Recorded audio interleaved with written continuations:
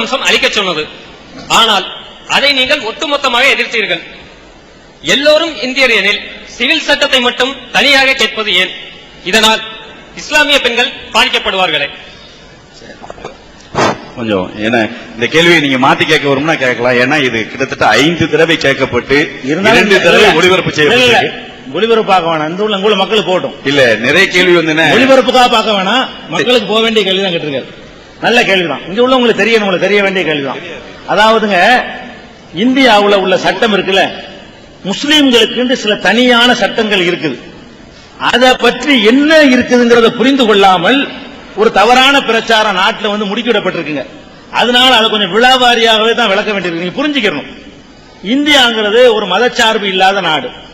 அரசியல் சாசன பிரகாரம் எல்லா மதத்தவர்களும் தங்கள் விரும்பின மதத்தை பின்பற்றலாம், பிரச்சாரம் செய்யலாம், வழிபடலாம், என்ன வேணாலும் செய்யலாம். அதுக்கு அனுமதிக்கிற ஒரு நாடு.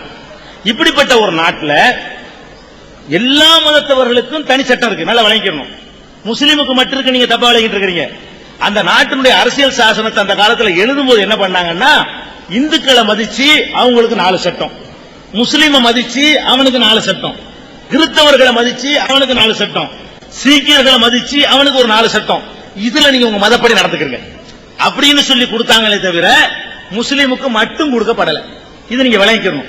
இப்ப இந்தியாவுடைய சட்ட பிரகாரம் முஸ்லீம் ஒருத்தர் வந்து 3 தலைமுறையா சொத்து பிரிக்காம கூட்டு குடும்பமா வாழ்றாரு முஸ்லீம்.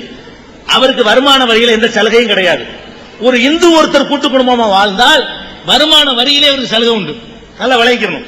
இந்து கூட்டு குடும்பத்தில் இருக்கக்கூடியவர்களுக்கு வருமான வரியில உங்களுக்கு சலுகை உண்டு. முஸ்லீம் கூட்டு குடும்பத்தில் இருந்தா அவருக்கு சலுகை இல்லை. ஏன் அதை மாத்துங்க நாங்க கேட்கல. அவங்க கூட்டு குடும்பங்கிற வரவேற்கத்தக்கதை நினைக்கிறாங்க, நினைச்சிட்டு போறாங்க. அதே மட்டும் நம்ம மாத்த சொல்லணும். அதே மாதிரி ஒரு யார் வீட்டு பிள்ளைய எடுத்து ஒருத்தர் இந்து வளர்க்கிறாரு, வளர்த்தா தத்து பிள்ளைன்னு ஒண்ணு இருக்குது. ஒரு முஸ்லீம் வளர்க்கிறாரு, ஆனா இந்து வளர்த்தா செல்லும், முஸ்லீம் வளர்த்தா செல்லாது. இந்தியாவுல இந்தியா சட்டப்படிய ஒரு முஸ்லீம் யார் வீட்டு பிள்ளை எடுத்து தத்து பிள்ளைன்னு வளர்க்கிறாரு, தத்துலாம் கிடையாது, போட இஸ்லாத்துல கிடையாதுவாங்க. இந்து வளர்க்கிறாருன்னு வைங்க, தகப்ப மகனுடைய உறவு, வாரிசு, சொத்து கித்து எல்லாமே கிடைக்கும். அப்ப இந்துக்களுக்கு அந்த சட்டம் இருக்கத்தான் செய்யுது. அதே மாதிரி சீக்கியர்கள் இருக்காங்கன்னு வைங்க, சீக்கிய மதத்துக்காரங்க அவங்க இந்த சபைக்கு வரும்போது ஒரு கத்தியோட வரலாம். குருவாள், பாதி வால்ல பாதி இருக்கும்ல.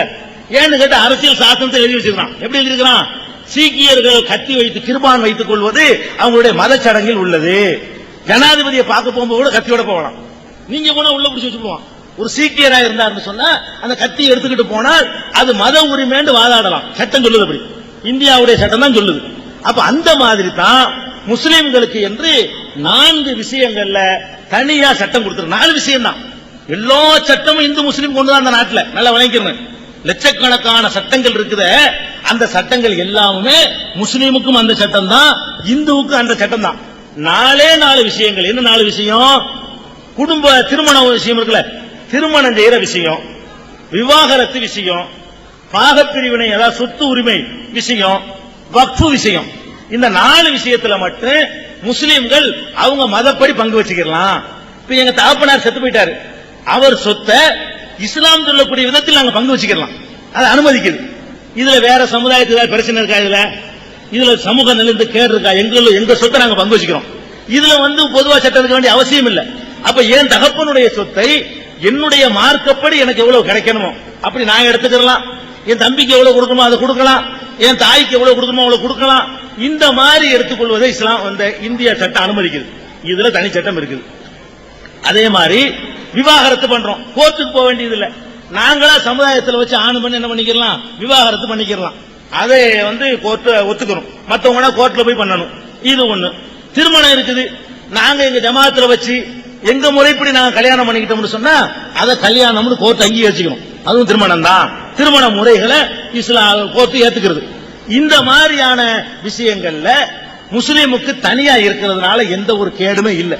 இது வேற சமுதாயத்துக்கு சம்பந்தம் இல்லாத விஷயம். வேற சமுதாய மக்களோட பாகப்பிரிவினை ஏற்பட போறது இல்ல, வேற சமுதாய மக்களோட வக்ஃபு பிரச்சனை வரப்போறது இல்ல, வேற சமுதாய மக்களோட விவாகரத்தோ அல்லது விவாகமோ ஏற்பட போறது இல்ல. அப்படிப்பட்ட ஒரு நிலையில எந்த ஒரு இடையூறும் இல்லாத ஒரு சட்டத்தை இஸ்லாம் தந்திருக்கு. இதனால ஒண்ணும் யாருக்கு எந்த இடங்களும் இல்ல, எங்களுக்குள்ள வைத்துக் கொள்ள வேண்டிய விஷயம். சரி, இதை மாத்தணுங்கிறாங்க. இதை மாத்தணும், இதனால இருக்கக்கூடாது அப்படிங்கிறாங்க. எதனால இருக்கக்கூடாதுங்கிறாங்க? ஒரு கேடும் இல்ல. இந்தியாவுடைய ஒருமை என்ன காரணம் சொல்லுவாங்க? ஒரு நாடுன்னா ஒரே மாதிரி தானே சட்டம் இருக்கணும். கேட்க நல்லா இருக்குது. ஒரே மாதிரி சட்டம் இருக்கா? இங்க கிரிமினல் சட்டம் ஒரே மாதிரி இருக்கா? அப்படி சொல்லக்கூடியவர்கள் முதல் என்ன பண்ணணும்? சிவில், இதெல்லாம் சிவில விடுங்க. கிரிமினல் சட்டம் இந்தியாவில் ஒரே மாதிரி இருக்குதா? இல்ல. தமிழ்நாட்டிலே ஒரே மாதிரி இருக்குதா? இல்ல. ஒரு 5 ஸ்டார் ஹோட்டல், அங்க எந்த ஆம்பளையும் எந்த பொம்பளையும் கூட்டிட்டு போய் விசாரம் பண்ணலாம், போலீஸ் வராது. ஏன்? 5 ஸ்டார் ஹோட்டல் அனுமதி வாங்கிட்டாங்கல்ல. 5 ஸ்டார்னா அனுமதி வாங்கி, அதுக்கு ஸ்டார். 5 ஸ்டார்ல ஒரு ஸ்டார் வந்து விசாரத்துக்கு, ஒரு ஸ்டார் பாருக்கு, ஒரு ஸ்டார் நீச்சல் குளத்துக்கு. ஸ்டார்ங்கிறது வசதிக்கு கொடுக்கலாம். 5 ஸ்டார்னு சொன்னா 5 வசதி அங்க இருக்குன்னு அர்த்தம். என்ன வசதி? அதாவது தண்ணி அடிக்கலாம், பார் அடிக்கலாம், மாநிலம் முழுசு மதுவிலக்கு இருந்தாலும் 5 ஸ்டார் ஹோட்டல் அடிக்கலாம்.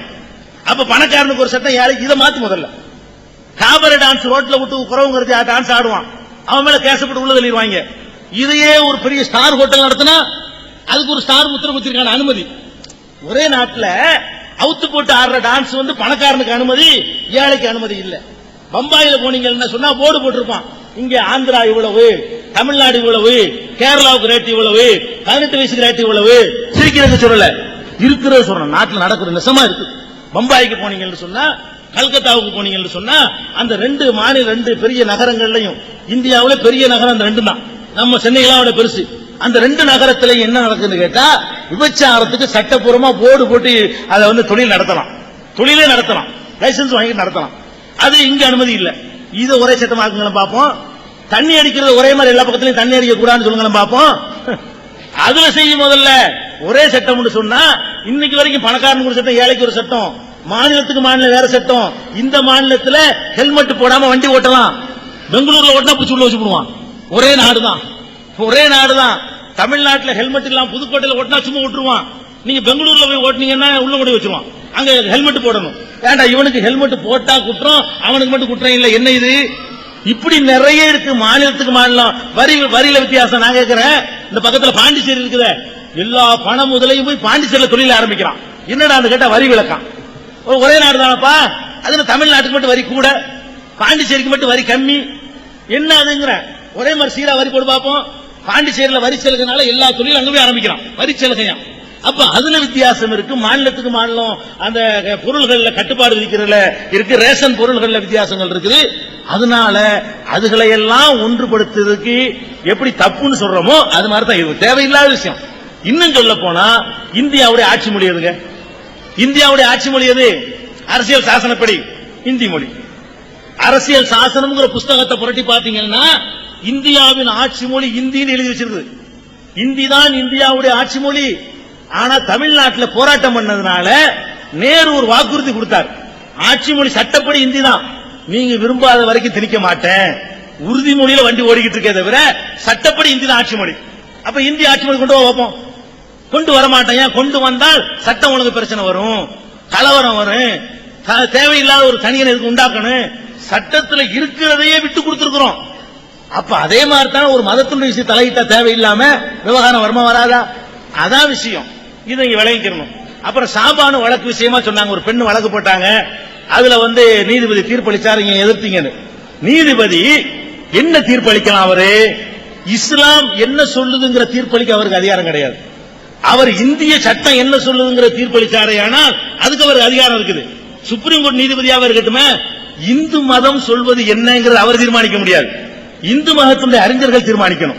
இஸ்லாம் மதம் என்ன சொல்லுது என்பதை அவர் தீர்மானிக்க. அவர் என்ன பண்றாரு? குர்ஆன் இப்படித்தான் சொல்லும், தேவையில்லாம சொன்னார். இஸ்லாத்தை பத்தி சொல்ல நீ யாரு? அது குர்ஆன்ல இல்லாத சொல்ல நீ யாருன்னு சொல்லித்தான் அங்க ஒரு பிரச்சனை கிளப்பப்பட்டுச்சே தவிர, இஸ்லாத்துல இல்லாத ஒன்றை இஸ்லாத்தில் இருப்பதாக அவர் சொன்னார். இந்தியா சட்டத்தில் இப்படித்தான் செய்வோம்னு சொன்னா அது வேற மாதிரி எதுவும் கொண்டிருப்பாங்க. அதான் சந்திர சூட் எதிர்க்கப்பட்டதுக்கான காரணம். அதுல ஒன்னும் பிரச்சனை கிடையாது. சிவில் சட்டங்கிறது எடுத்தா பிரச்சனை உண்டாகும், நாட்டில் அமைதி கெட்டு போயிடும், நல்லிணக்கம் கெடும். அது இருக்கனால யாருக்கு எந்த கேடும் கிடையாது, அதை விளைவிக்கணும்.